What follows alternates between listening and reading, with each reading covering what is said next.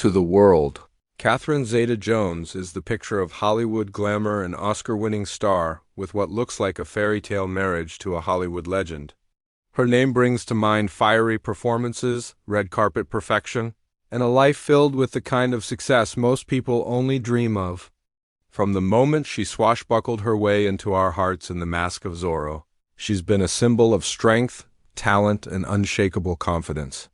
But behind that dazzling smile and carefully crafted public image, there's a story of silent battles and deep challenges.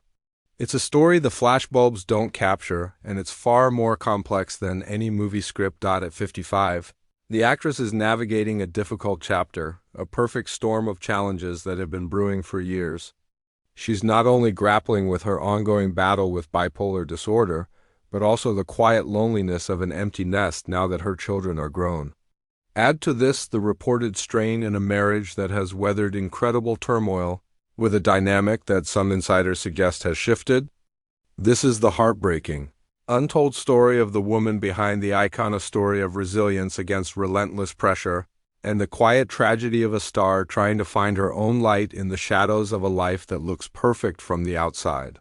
Before the whispers of struggle, there was just the raw, undeniable talent of a young woman from Swansea, Wales, who seemed destined for stardom. Born on September 25, 1969, Catherine Jones was a performer from day one. Her parents, a factory worker and a seamstress, saw the spark in their daughter early on. A childhood viral infection required a tracheotomy that left a scar on her neck, a physical reminder of a battle won, but it was her inner drive that was truly unstoppable. Because Catherine was a hyperactive child, her mother enrolled her in dance classes at just 4 years old. That one decision changed everything. Her childhood was a blur of local shows and competitions. She was a standout at her church's amateur theater group and became a national tap dancing champion in her early teens. This wasn't a hobby, it was a calling. At only 15, she made the bold move to leave school for London to pursue acting professionally. It was a gamble that paid off. When she was 17, serving as the second understudy in a West End production of 42nd Street, fate stepped in.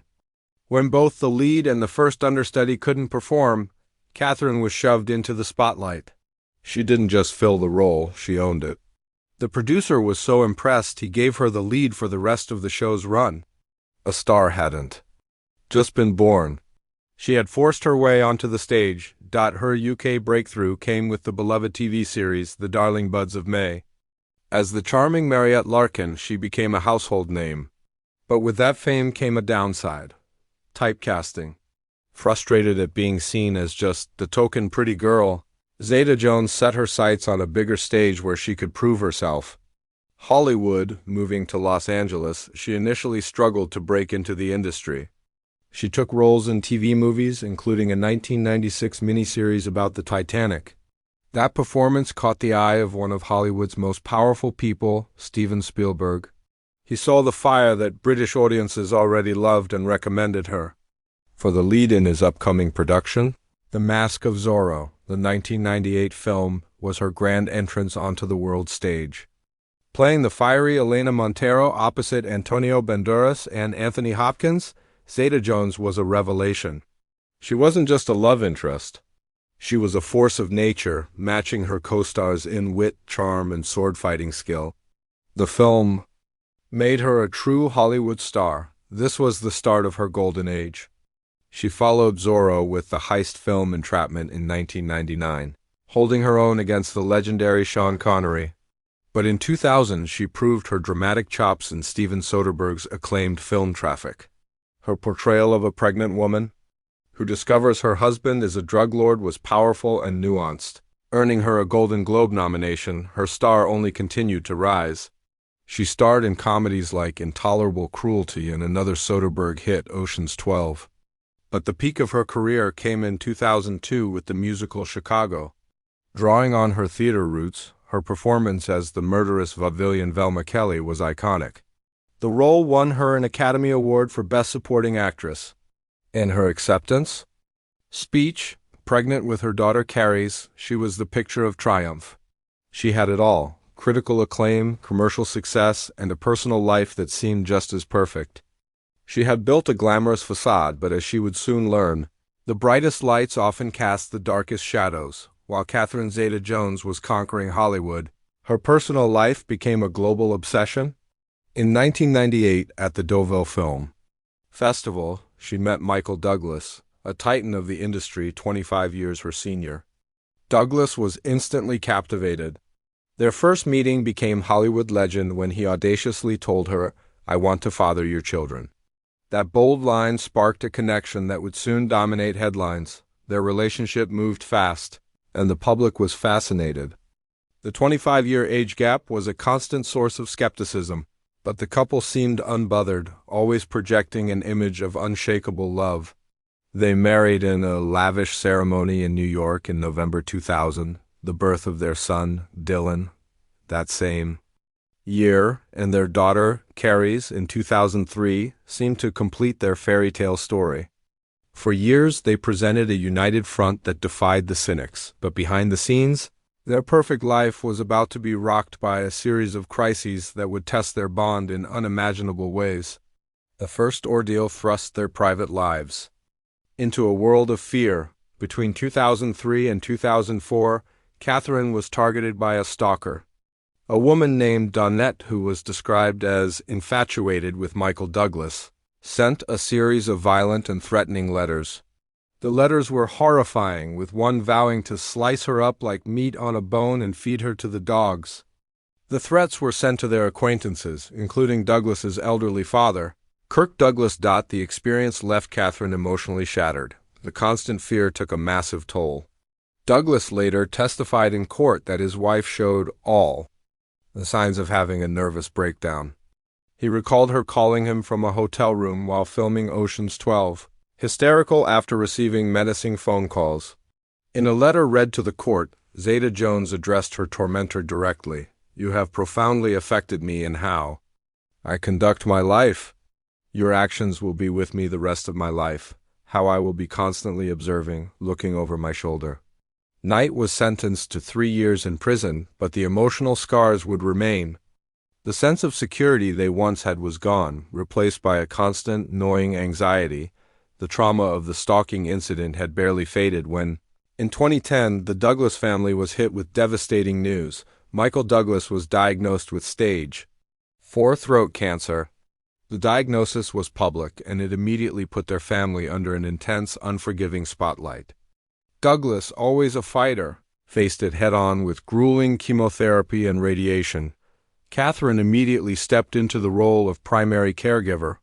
She put her career on hold to support him, becoming what friends called a rock.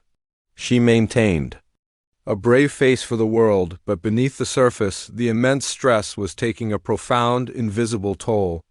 A friend later told People magazine that Catherine was privately falling apart watching her partner fight for his life. Caregivers often suffer in silence, pouring all their energy into their loved one until they have nothing left for themselves. And studies show they are at a much higher risk for depression. Catherine was living this reality under a microscope. Her stress was compounded when Douglas stated in an interview that his cancer was caused by HPV, a sexually transmitted virus, which opened the family up to a new level of public scrutiny during an already impossible time. As Douglas slowly began to recover, something strange happened. While his health improved, Catherine's didn't. A close friend noted that even as her husband got stronger, Zeta-Jones seemed to sink deeper into depression. "The simple things would just seem overwhelming," the friend recalled. The combined weight of the stalking and her husband's illness had created the perfect storm, triggering a latent condition. The rock was starting to crumble. In early 2011, after Douglas was given the all-clear, Catherine checked herself into a mental health facility. There, she was finally given a name for the turmoil she was experiencing: bipolar II disorder. Her publicist confirmed the diagnosis, explaining that, after dealing with the stress of the past year, Catherine made the decision to check in to treat her bipolar II disorder. Bipolar II involves episodes of hypomania, a less severe form of mania alternating with long periods of severe depression. Stress is a major trigger, and it's hard to imagine a more stressful period than the one Catherine had just survived. The diagnosis was both a shock and a relief. It explained the darkness she was fighting, but it also marked the beginning of a new, lifelong battle she would now have to fight in the public eye, the public revelation of Catherine's bipolar II disorder in 2011 was a huge moment. At a time when such diagnoses were still cloaked in stigma, her decision to speak openly was incredibly brave. "This is a disorder that affects millions of people, and I am one of them," she told People magazine. "If my revelation of having bipolar II has encouraged one person to seek help, then it is worth it. There's no need to suffer silently, and there's no shame in seeking help." Her honesty was widely praised. She helped demystify a complex illness, showing millions that you could be successful and glamorous while living with a mental health condition. By linking her diagnosis to the stress she endured as a caregiver, she also highlighted the overlooked toll on those caring for sick loved ones, but this openness came with a price. It was a double-edged sword. While it created public sympathy, it also put her under a permanent microscope. Every public appearance, every interview, would now be analyzed through the lens of her diagnosis. A brief separation from Michael Douglas in 2013 only intensified the scrutiny. The couple announced they were taking time apart to evaluate and work on their marriage, a move widely attributed to the immense strain of his cancer battle and her mental health challenges. Though they reconciled, it was another painful reminder that their lives were public property. Her diagnosis also collided with another challenge for any actress in Hollywood: aging. As she entered her 40s, the juicy leading roles started to dry up, a reality of ageism she has openly criticized. "I have been in this business since I was 9 years old." "Then hello, I'm in my 40s. And it's true," she said in a 2016 web chat. She pointed out that the big bosses in Hollywood feel that the demographic of moviegoers are less interested in stories about women her age. The combination of these factors, a public health battle and professional ageism, created new hurdles. The courage she showed was undeniable, but it had irrevocably changed her life and career. Her greatest performances were no longer just on screen. They were in the quiet, daily resilience it took to just live her life. As Catherine entered her 50s, a new set of challenges emerged. The family home grew quiet as her children, Dylan and Carrie, left for college. She found herself grappling with empty nest syndrome. While she expressed pride in her children's independence, she also found the term empty nester to be so cold. Michael Douglas admitted that after the kids leave, you look at your partner and wonder, what are we going to talk about? This transition was complicated by another major life change. In 2025, Michael Douglas announced he was taking a significant step back from acting after nearly 60 years in the business. While not fully retired, he made it clear he wouldn't be working regularly. "I have not worked since 2022 purposefully because I realized I had to stop," he said. This meant that for the first time, the couple was spending most of their time together, a shift that tabloid reports have speculated has been a source of strain, according to some unconfirmed insider reports. Their marriage had thrived on having a degree of independence, and Douglas's new full-time presence at home disrupted that balance. These rumors suggest the 25-year age gap has become more pronounced, shifting their dynamic. However, these claims remain tabloid speculation, and the couple themselves have spoken of reconnecting and enjoying their time together. Professionally, Catherine smartly pivoted to television. Her most notable recent role was a celebrated turn as Morticia Addams in the Netflix hit Wednesday. The role was a perfect fit, and she has confirmed she'd be back for the second season with an expanded role. But even this success was met with harsh public scrutiny as social media lit up with debates about her appearance and whether she'd had cosmetic surgery. It's the cruel paradox many actresses face, judged for aging and judged for trying to look youthful. At 55, Catherine Zeta-Jones is fighting battles on multiple fronts.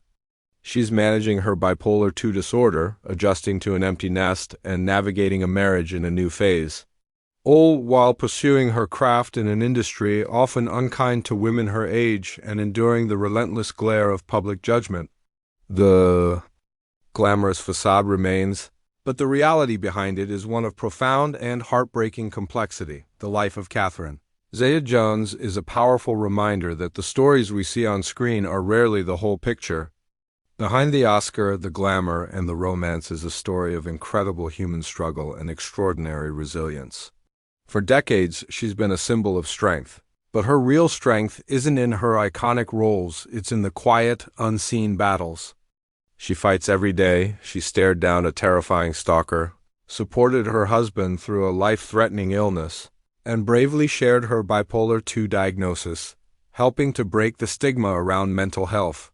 She has faced Hollywood's ageism with grace, refusing to be pushed aside and instead carving out new spaces for her talent. Now, she's navigating the deeply personal challenges of a changing family and marriage.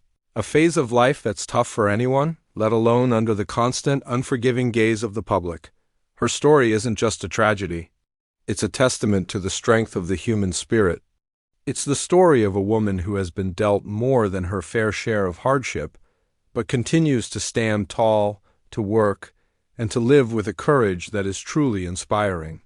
The tragedy isn't in her struggle, but in the silent battles so many people, famous or not, are forced to endure. What do you think about the immense pressures placed on public figures like Catherine Zeta-Jones? Share your thoughts in the comments below. And if you found this story compelling, please remember to like and subscribe. Your support helps us tell these important stories. Thank you for watching.